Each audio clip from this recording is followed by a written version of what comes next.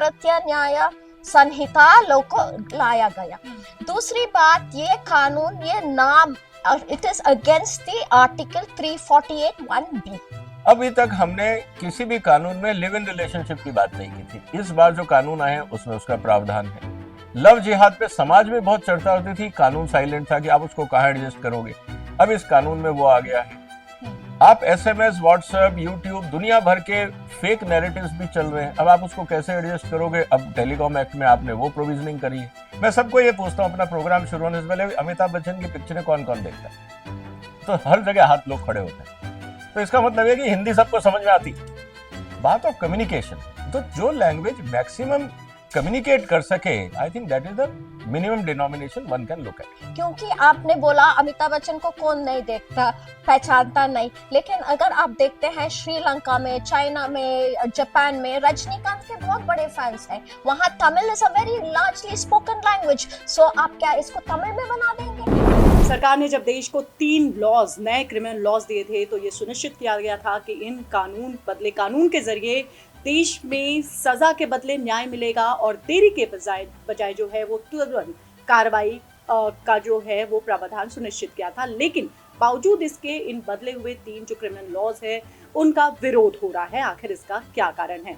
नमस्कार, मेरा नाम है शिप्रा शर्मा और आप देख रहे हैं लॉ स्ट्रीट जर्नल का Hindi channel law street Bharat. और इसी मुद्दे को समझने के लिए और अच्छे से समझाने के लिए हमारे साथ 2 बड़े कानून के जानकार जुड़े हैं। हमारे साथ इस तरफ बैठी हैं सुप्रीम कोर्ट की सीनियर एडवोकेट महालक्ष्मी पावनी मैम, जो कि लगातार इस विषय पर लिखती आई हैं। अभी लॉ स्ट्रीट जर्नल में आपने एक लंबा चौड़ा संक्षिप्त में इनका जो आर्टिकल है वो पढ़ा होगा। बावजूद इसके कई ऐसी चीज़ें हैं जो मैम अभी भी कहती हैं कि बहुत कुछ छूट गया है इसमें। दूसरी तरफ हमारे साथ हैं राजनीतिक विश्लेषक और साथ ही कानून के बड़े जानकार। कृषि मामले में इनकी जो पकड़ है वो बेजोड़ है। एक बहुत बड़ा यूट्यूब चैनल सरकार मिलियंस में लोग देख रहे हैं और अपनी राय, अपने मुद्दे वो तथ्यों के साथ पेश करते हैं। ये जो पूरा डिबेट है, इसमें ये जो 2 हमारे साथ जानकार हैं, इस डिबेट को दोनों ही पक्षों में समझाने के लिए, इस विषय का तालमेल जो है सरकार और कानून को समझाने के लिए बहुत ही मददगार होंगे। मैं शुरुआत करना चाहूँगी विजय सरदाना सर के साथ। सर, बहुत जल्दबाजी में सरकार ने इन 3 कानून को लागू किया गया। कह रहे हैं कि इसमें विचार विमर्श नहीं किया गया, इसको अच्छे से जब इम्प्लीमेंटेशन की इस पे चर्चा नहीं की गई, और जब ये कानून आया तो ये कानून ऐसा आया कि विरोध जो हो रहे हैं वो उसके स्वर बहुत ऊंचे हो रहे हैं। देखिए, सबसे पहले हमें यह समझना होगा कि ये कानून नए नहीं है। क्रिमिनल जस्टिस सिस्टम हिंदुस्तान में आज का नहीं है, अंग्रेजों के टाइम से ये कानून चल रहे हैं। बीच बीच में संशोधन होते रहे, बीच बीच में अमेंडमेंट्स होते रहे, सुप्रीम कोर्ट के जजमेंट्स आते रहे और बहुत सारा इतिहास है इन कानूनों के पीछे। जब ये नए 3 कानून लाए गए, इसमें जो मूल रूप से जो बदलाव किए गए वो 2-3 थे। पहला तो जिस तरह से हमारी जिंदगी में टेक्नोलॉजी ने प्रवेश किया है, जब हम IT systems, digitisation, videography, photography, जो डिजिटल इकोसिस्टम है वो कानूनों से बाहर था। एक तो उनको एडजस्ट करना था क्योंकि बहुत सारे एविडेंसेस, डॉक्यूमेंट्स, काम करने के तरीके आज डिजिटल है और जब भी कोई डिजिटल एविडेंस हम कोर्ट में ले जाते हैं तो हमेशा ये कहा जाता है इसके एंडोर्समेंट का सर्टिफिकेट लाइए, क्योंकि टेम्परिंग बहुत होती है डिजिटल एविडेंसेस में। तो उसको कैसे एकोमोडेट किया जाए और लीगल सिस्टम को फैसिलिटेट किया जाए, तो एक वो प्रावधान था। उसके अलावा समाज में बहुत सारी चीजें ऐसी हो रही हैं जो पहले नहीं थी। सर, अभी बीच में रोकना चाहूँगी, डिजिटल फ्रॉड भी रुके नहीं हैं। जिस तरीके से मॉपिंग हो रही है या जिस तरीके से अगर वीडियोग्राफी, आज आप बगल में मेरे बैठे हैं और आप अपनी बात रख रहे हैं, दिख रहा है जनता को स्क्रीन, लेकिन पीछे से आपको कौन फीड कर रहा है, क्या फीड कर रहा है, वो तो नहीं दिख रहा। इस तरीके से जो एविडेंस एक्ट है उसमें जो वीडियोग्राफी की जो प्रावधान है उसमें भी तो इस तरीके के फ्रॉड हो सकते हैं। देखिए, जब तक दुनिया में इंसान है तब तक फ्रॉड रहेगा। हम क्यों मानते हैं कि world will be ideal place to live? नहीं हो सकता। देखिए, कुछ इंसानी कमजोरियां हैं, वो आपके लीगल सिस्टम को, क्या लाइफ के हर पार्ट को इम्पैक्ट करती हैं। लालच है, गुस्सा है, आपको किसी के साथ कुछ और छेड़खानी करनी है, ह्यूमन वीकनेसेस हैं, ह्यूमन डिजायर्स हैं, ये आपके बिहेवियर को बदलती हैं और दोनों चीजें होती हैं। समाज में कुछ बिहेवियर एक्सेप्टेबल होते हैं, किसी बिहेवियर को आप एथिकल स्टैंडर्ड पे ला के छोड़ देते हैं, और कुछ बिहेवियर और एक्शंस ऐसे होते हैं जिसमें आपको लीगल प्रोविजनिंग करना पड़ता है। तो हर चीज कानून नहीं एड्रेस कर सकता। उदाहरण के लिए आपको मैं एक सिंपल एग्जांपल देता हूँ, पूरे कॉन्स्टिट्यूशन में ऑनेस्टी वर्ड नहीं, तो क्या हम ये कहेंगे कि भाई हिंदुस्तान में ऑनेस्टी इज नॉट इंपॉर्टेंट? तो कहने का मतलब ये है कि उसको आप मॉरल और एथिकल स्टैंडर्ड्स में ले जाते हैं कि भाई ये तो इंसान की जरूरत है कि आपको सच बोलना है। अब संविधान नहीं बोलता है, इसका मतलब थोड़ी कि हम सब झूठ बोलेंगे। कुछ चीजें होती हैं जो समाज डिसाइड करता है, कुछ चीजें होती हैं जो कानून कहता है, जैसे आपको लेफ्ट हैंड ड्राइव करना है, किसी कंट्री में राइट हैंड ड्राइव करना है, ये कानून है। अब लेफ्ट क्यों हुआ, राइट क्यों हुआ, आप इस पे बहस कर सकते हैं कि विच इज मोर सेफर, कहाँ एक्सीडेंट कम होते हैं, ज्यादा होते हैं, वो भी अपने आप एक बहस का मुद्दा हो सकता है। लेकिन भारत की संस्कृति में जो हमारे समाज में घटनाक्रम हो रहे हैं, उनमें किन चीजों को हम क्राइम मानेंगे और उसको कैसे एडजस्ट करेंगे, ये बदलते समाज में भी होता है। उदाहरण के लिए अभी तक हमने किसी भी कानून में लिव इन रिलेशनशिप की बात नहीं की थी। इस बार जो कानून आए हैं उसमें उसका प्रावधान है। लव जिहाद पे समाज में बहुत चर्चा होती थी, कानून साइलेंट था कि आप उसको कहाँ एडजस्ट करोगे। अब इस कानून में वो आ गया है। आप SMS, व्हाट्सएप, यूट्यूब, दुनिया भर के फेक नैरेटिव्स भी चल रहे हैं, अब आप उसको कैसे एडजस्ट करोगे? अब टेलीकॉम एक्ट में आपने वो प्रोविजनिंग करी है। कहने का मतलब है कि जो लॉ है वो actually lags behind with the change in society. Society आगे निकल जाती है, फिर हमें लगता है इसका साइड इफेक्ट है, तो उसको कैसे कंट्रोल करें, फिर आप कानून लेके आते हैं या उसमें अमेंडमेंट करते हैं। ये प्रावधान है। तो जो भी कानून आज बना है ये अल्टीमेट नहीं है। जैसे जैसे समाज का एक्सपीरियंस होगा, कोर्ट्स के सामने एविडेंसेस जाएंगे, पार्लियामेंट में उसकी चर्चा होगी, ये भी कानून अमेंड होंगे आने वाले दिनों में। तो this is a continuous process, क्योंकि society is a evolving entity, it is not a static. तो ये हमें हमेशा ध्यान रखना चाहिए। बिल्कुल। तो मतलब ये नए कानून नहीं है, कानून पुराने ही हैं। ज़रूरत पड़ी तो सरकार इसमें जो है वो अमेंडमेंट्स भी करेगी, जैसे जैसे समाज में इसमें कमियां दिखती हैं। कमियों की बात करें तो मैम, आप ऐसे स्टेट से आती हैं जहां पर हिंदी को एक्सेप्ट उस तरीके से नहीं किया गया, जिस तरीके से विधेयक को पास किया गया, जिस तरीके से नाम रखा गया इन बिल्स का। ये भी बात पर उठी कि 348 को कोट किया गया, आपने भी अपने इंटरव्यू में कहा था। लैंग्वेज पे जो बात हो रही थी, नहीं, लैंग्वेज की बात छोड़िएगा, अभी सर ने बताया it is an evolving state. ठीक है, evolving state, we have to meet the standards with the evolving new science, new technology and things like that. But मेरा प्रश्न ये है कि नया कानून लाए क्यों? जब पुराना कानून था उसके साथ अमेंडमेंट कर सकते थे और आगे बढ़ सकते थे, क्योंकि जुर्म तो जुर्म है, कानून तो कानून ही है। ऐसा नया है, कुछ नया नहीं लाया गया, क्योंकि मेरे मुताबिक it is now given powers to the police. It is becoming a police state. तो यहाँ तानाशाही ज्यादा हो रहा है. Powers are being removed from the courts and being given in the hands of the police. So I feel इसकी जरूरत नहीं थी. दूसरी बात, ऐसा देख के पावर सुपर पुलिस को देख के तो स्टेट क्या करना चाहती है? सरकार एक पैरेलल जस्टिस सिस्टम क्रिएट करना चाहती है। तो मेरे एक्सपीरियंस के दौर में मैं ये कहना चाहती हूँ कि ये नई कानून की जरूरत थी नहीं थी, अमेंडमेंट्स के साथ किया कर सकता था। दूसरी बात, ये तो लोग को गुमराह कर रहे हैं कि ये ओल्ड कॉलोनियल लॉज को नए में ला रहे हैं। ये कोई ओल्ड कॉलोनियल लॉज नहीं है, ये लॉर्ड मकौले के लॉज थे, 1894 और 1898 में थे। लेकिन आप देख लीजिएगा 1947 में जब आज़ादी हुई, उसके बाद 1961 से 673 तक 6 लॉ कमीशंस ने ये कानून को तहकीकात किया, पढ़े, उसको जाने, फिर जो भी हमारे समाज के हित में था उन कानूनों को बना के क्रिमिनल अमेंडमेंट एक्ट ऑफ 1973 लाया गया। दूसरी बात, अभी सरकार क्या करना चाहती है कि उन जनता को दिखाना चाहती है, देखिएगा हम इतने पुराने कानून को विरोध कर रिपील करके नए कानून लाए हैं, कुछ जताने के लिए नहीं, इतना ही जताने के लिए कि उनके रेजिम में भारतीय न्याय संहिता लोग को लाया गया। दूसरी बात, ये कानून, ये नाम, it is against the article 348(1)(b)(2). यहाँ एक्ट के अनुसार हिंदी में बोलना चाहिए था, क्योंकि हमारे देश में विभिन्न भाषा है, विभिन्न भाषा में Hindi is the official language, but when it comes to naming of acts, amendments or regulations, it is given a English name. So वो अलग है. And दूसरी बात, अगर आप statement and objectives of BNSS को देखते हैं तो वो बोलते हैं gender neutral laws. लेकिन अगर आप कुछ sections, आप रेप 69 लीजिएगा, 63 रेप का definition लीजिएगा, वहाँ मेन के बारे में कुछ नहीं बोला गया है या थर्ड जेंडर के बारे में नहीं बोला गया है. सुप्रीम कोर्ट ने recognise third gender as a gender. ठीक है, उन लोगों को लेजिटिमेसी दी गई, लेकिन उन लोगों के लिए न्याय कहाँ है वो नया इसमें. दूसरी बात, आप ये मत समझिएगा कि मैं सरकार के खिलाफ हूँ. मैं सरकार के खिलाफ नहीं हूँ. मैं इतना ही बोलना चाहती हूँ कि सरकार कुछ गलतियां किए हैं जो उसको सुधार सकते हैं. तो ये सुधार लाने के लिए हम बहस कर रहे नहीं, हैं. तो वो तो विजय सर भी कह रहे थे कि सुधार के तो जो गुंजाइश होती है वो हमेशा ही रहती है.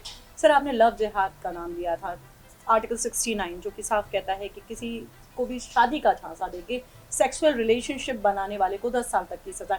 यहाँ पे अगेन जो मैम कह रही है कि डिस्क्रिमिनेशन हुआ है, क्या झांसा सिर्फ पुरुष ही दे सकता है, स्त्री झांसा नहीं दे सकती? देखिए, जैसा मैंने कहा कि इस समय जो प्रिविलेंट सिचुएशन है समाज की, जो डोमिनेट सिचुएशन है, उसको सामने रख के जब भी आप कोई चीज़ बनाते हैं तो आप एक रेफरेंस पॉइंट लेके चलते हैं. कुछ ऐसे इंसिडेंट्स होते हैं कि मान लीजिए अगर 100 केसेस हुए, उसमें से हो सकता है कि 90 केसेस ऐसे हों जहाँ पे पुरुषों ने महिलाओं को मिसलीड किया और इस क्राइम को अंजाम दिया. हो सकता है 10 केस ऐसे भी होंगे जहाँ रिवर्स सिचुएशन होगी, महिलाओं ने पुरुष को झांसे में लगा दिया और वो क्राइम हुआ. पॉसिबिलिटी है. कोई, जैसे मैंने कहा कि हम सब इंसान हैं, ह्यूमन वीकनेसेस सब में है इररेस्पेक्टिव ऑफ जेंडर. लेकिन आप हमेशा वो लेके चलते हैं जिससे आप मेजॉरिटी को, या जिसको हम कहते हैं कि कॉमन डिनोमिनेशन में मैक्सिमम गेन किसका होता है किसी भी जगह, क्योंकि आप हर सिचुएशन के लिए कानून नहीं बना सकते. कल को अगर ऐसा प्रावधान आता है, ये मुद्दे फिर कोर्ट में जाएंगे, कोर्ट में इस कानून की डिटेल्ड व्याख्या होगी, और हो सकता है बहुत सारी स्थिति में, जैसे सुप्रीम कोर्ट ने गाइडलाइंस इशू करी है, जब हम जेंडर न्यूट्रल की बात कर रहे हैं, प्रीएम्बल में हमने लिखा जेंडर न्यूट्रल, लेकिन टेक्स्ट में वो नहीं है, तो सुप्रीम कोर्ट के सामने या जो भी इस कोर्ट जो कानून को एनालाइज करेगा, इवॉल्व करके, वो ये देखेगा कि आप इसके अंदर लिखते जेंडर न्यूट्रल है लेकिन आप कर नहीं पा रहे. इसी तरह से वो उसमें फिर गाइडलाइन इशू करेंगे कि यहाँ पे पर्सन मीन्स और male means both sexes of neutral, आप उसको वर्ड चेंज कर सकते हैं. या आने वाले समय में जब लगेगा कि नहीं वो कंट्रोवर्शियल बन रहा है, उससे जस्टिस नहीं मिल रहा है, तो parliament can also pass amendment. मुश्किल नहीं है. कहने का मतलब ये है कि एक शुरुआत है, जैसे जैसे एक्सपीरियंस होगा, जो गलतियां सामने आएंगी उनमें सुधार होगा. आज भी हम पीएमएल एक्ट को लेकर इतना डिबेट कर रहे हैं समाज में, अरेस्ट को लेकर डिबेट हो रहा है, बेल को लेकर डिबेट हो रहा है. तो कुल मिला के जो क्रिमिनल जस्टिस सिस्टम का बेसिक टेनेट है, जो आपका कॉन्स्टिट्यूशन में है, राइट टू फ्रीडम को लेके, तो उसमें बेल एक सबसे बड़ा मुद्दा हो जाता है. जो पुलिस की हम बात कर रहे हैं, उसमें आज तक बहस चल रही है 200 साल बाद भी. तो कहने का मतलब ये है कि ये चीजें रहेंगी, समाज में इवॉल्व होंगी, और सुप्रीम कोर्ट की कुछ गाइडलाइंस आएंगी जो कुछ जो रह गए हैं उनको फिल कर देगा. और अगर बहुत सीरियस गैप है तो फिर parliament has to see it. लेकिन जहां तक बात है, जो मैडम ने सवाल उठाया कि भाई हिंदी में आपने नाम दिया, और नाम को लेके भी बहुत सारे स्टेट्स में इस बात को प्रोटेस्ट है, तो देखिए बात घूम फिर के वहीं आ जाती है कि जब आप भारतीयकरण करना चाहते हैं, अगर आप एक देखिए लाइफ में कई बार मैसेजिंग बहुत इंपॉर्टेंट होता है. आप घर के आगे, बहुत सारे समाज में ऐसा होता है घर के आगे नाम दे दिया जाता है. बहुत सारे, आप महाराष्ट्र में चला जाइए, हर घर का नाम है. बहुत सारे समाज में घरों का नाम है. अब घर के नाम की क्या जरूरत है? गाय को या जानवरों को भी नाम दे दिया जाता है, नाम की क्या जरूरत है? पॉइंट ये आता है कि sometimes you have to give symbolic respect as well. तो अगर आप ये चाह रहे हैं कि इस भारत में भारतीय हिसाब से कानून बने, क्योंकि यही के यही एग्जैक्ट नेम पाकिस्तान में भी है. अगर आप पाकिस्तान का लीगल सिस्टम उठा के देखें तो वहां पे भी एग्जैक्ट सेम नेम है. तो कहने का मतलब ये है कि अब अगर आप कहते हैं कि नहीं, हमें अपने कंट्री के बारे में थोड़ा सा एक रिफ्लेक्शन हो, दुनिया जब पढ़े तो भारत के बारे में जाने, थोड़ा सा हिंदी के बारे में सीखे, तो मुझे लगता है इसमें कोई बुराई नहीं है. हाँ, जहां तक बात है डिफरेंट स्टेट्स की, अब उसको किस तरह से हम ट्रांसलेट करेंगे, क्या प्रावधान होना चाहिए, अब सीआरपीसी किस स्टेट की लैंग्वेज है मुझे नहीं पता. लेकिन पॉइंट यहाँ पे आ जाता है कि हम मैसेज क्या देना चाह रहे हैं. Sometimes messaging is also very important. और रिवर्स अगर आप देखें आज की तारीख में, जस्ट थोड़ा सा डाइग्रेस हो रहा हूं, और मैसेजिंग का पावर कितना समझ में आता है लोगों को। आज फिलीपींस के लोग, चाइना के लोग, पाकिस्तान के लोग, बाकी लोग, इवन यूरोपियंस, अमेरिकन्स भी हिंदी सीख रहे हैं। कारण क्यों है? क्योंकि यूट्यूब में सबसे पावरफुल लैंग्वेज आज हिंदी चल रही है। अदरवाइज अगर यूट्यूब नहीं होता, हिंदी कंटेंट डेवलप नहीं होता, तो फिलीपींस वालों को हिंदी सीखने की क्या जरूरत थी? बांग्लादेशियों को हिंदी सीखने की क्या जरूरत थी? नेपालियों को हिंदी सीखने की क्या जरूरत थी? उनकी लोकल लैंग्वेज थी। लेकिन उनको एक मार्केट दिखता है, उनको एक डोमेन दिखता है कि अगर हम इस भाषा में कम्युनिकेट करेंगे तो इम्पैक्ट ज्यादा होगा। ये था कमर्शियल साइड ऑफ इट। यही आप सोशल साइड ले लीजिए, यही आप एथिकल साइड ले लीजिए कि क्या हिंदी से मैक्सिमम लोग कम्युनिकेट कर पाएंगे। और मैं तो जब सेमिनार्स में जाता हूं तो मैं लोगों को अक्सर पूछता हूं, मैं जब हिंदुस्तान के हर राज्य में मैंने प्रोग्राम्स किए हैं, कम से कम 200 शहरों में मैंने प्रोग्राम्स किए हैं, मैं सबको ये पूछता हूं अपना प्रोग्राम शुरू होने से पहले, अमिताभ बच्चन की पिक्चरें कौन कौन देखता है? तो हर जगह हाथ लोग खड़े होते हैं। तो इसका मतलब है कि हिंदी सबको समझ में आती। अमिताभ बच्चन इंग्लिश में नहीं बोलते। तो कहने का मतलब ये है कि हाँ, मैं ये नहीं कह रहा कि आप लिख पाओगे या उसमें एक्सपर्ट होगे, बात ऑफ कम्युनिकेशन है। तो जो लैंग्वेज मैक्सिमम कम्युनिकेट कर सके, I think that is the minimum denomination one can look at. That's all. भाषा Sir, but I और नाम, don't, sir, but नाम, भाषा और नाम but I don't see it that way, because अगर आप देखना से बोलते हैं कि भारतीय, तो उसका मतलब क्या है? आप इंडिया को भारत बोलना चाहते हैं? क्योंकि आपने बोला अमिताभ बच्चन को कौन नहीं देखता, पहचानता नहीं। लेकिन अगर आप देखते हैं श्रीलंका में, चाइना में, जापान में रजनीकांत के बहुत बड़े फैंस हैं। वहां Tamil is a very largely spoken language. So आप क्या इसको तमिल में बना देंगे? नहीं sir, I mean as a matter of debate. So in see the fact of the matter is criminal procedure code कौन सी लैंग्वेज में नहीं, क्रिमिनल प्रोसीजर कोड है, क्रिमिनल्स है, क्राइम है, इसीलिए को उसको एक कोड के आधार के ऊपर लाए हैं। और रही लव, यहाँ पर लैंग्वेज से हटकर अगर नहीं, अगर आप सेक्शन 69 को देखते हैं, वो consent, a man who induces a woman to sleep with him on the pretext of false marriage or on basis of employment or on basis of promotion. लेकिन it does not amount to rape. See, that again goes against the mandate of the law laid down in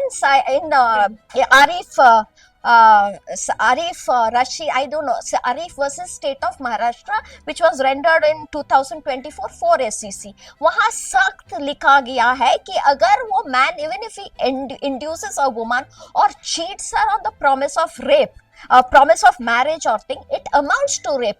तो यहाँ कहाँ लिखा गया है कि ये rape नहीं है? रेप है।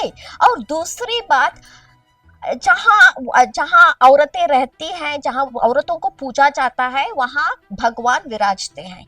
यहाँ ये हमारी देश है, भारत है, जहां नारी शक्ति बोलते हैं, नारियों को पूजते हैं। लेकिन वही नारी शक्ति, माफ कीजिएगा सर, हम लोग ह्यूमंस है, ठीक है, लेकिन जब ये 498 इनिशियली आया था, उसको सही सलामत से देख रहे थे। लेकिन लॉयर्स की वजह से ये बोल सकते हैं, या चालाकी की वजह से बोल सकते हैं, या common what do you say acknowledgement to the internet and things like that, women started misusing these powers. Even in a live-in relationship, मानो या ना मानो, कुछ भी रिलेशनशिप में सवर हो जाता है। नहीं, मैं बता देती हूँ, सवर हो जाते हैं। They use the same provision. They say he didn't consent, he raped us forcefully, and they arm twist and blackmail, and यहाँ क्या हो जाता है? यहाँ innocent, you are innocent till proved guilty. लेकिन यहाँ क्या होता है?